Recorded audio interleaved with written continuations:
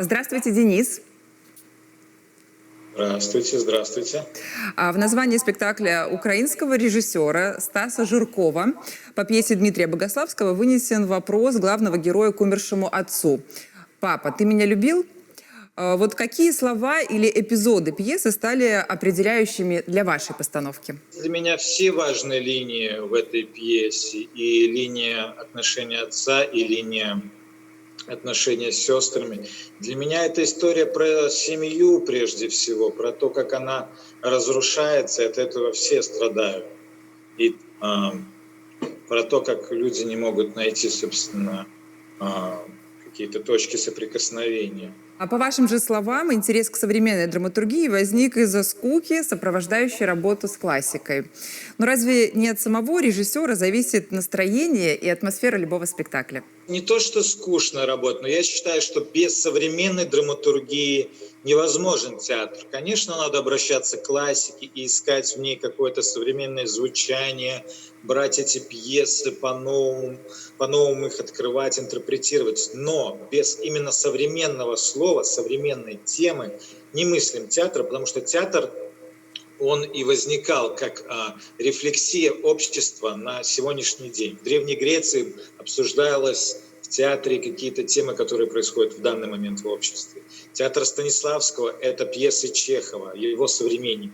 Вот и сейчас мы обращаемся к современным авторам, когда мы хотим какие-то именно современные. Не все мы можем в классике вопросы, а какие-то именно вот злободневные вопросы мы можем только через современную драматургию затронуть. Денис, но мне все-таки показалось, что вы выбираете классику новой драмы. Вам интересно в каком-то смысле соперничать с уже существующими версиями популярного материала?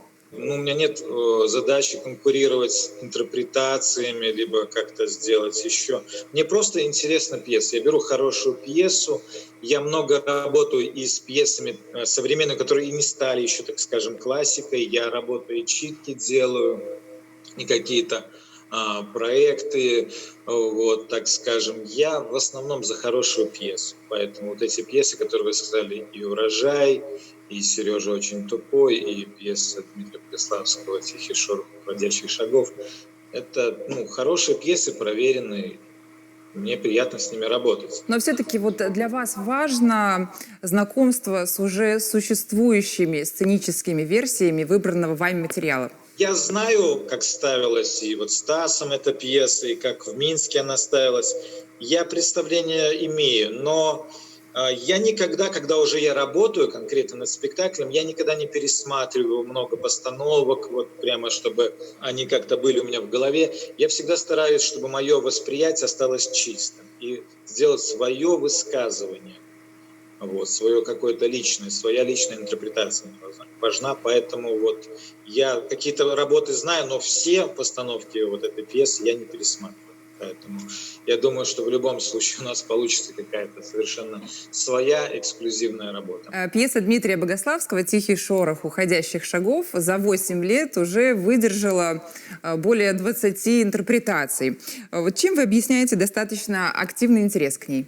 Тем, что она жизненная. С одной стороны, она и простая, с другой стороны, там много философских вопросов поднимается.